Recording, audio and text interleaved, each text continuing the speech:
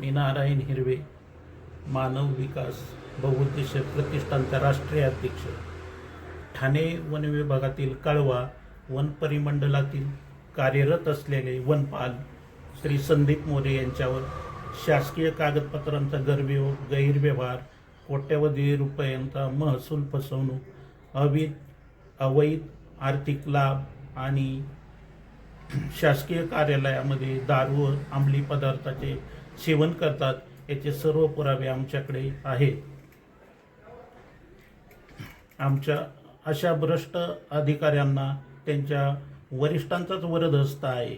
अशा भ्रष्ट अधिकाऱ्यांवरती फौजदारी गुन्हे दाखल व्हावे. तसेच आम्ही नागपूरला वन विभागात वन भवन येथे मुख्य वनपाल अधिकारी यांच्याकडे देखील या गोष्टीचा पाठपुरावा केलेला आहे.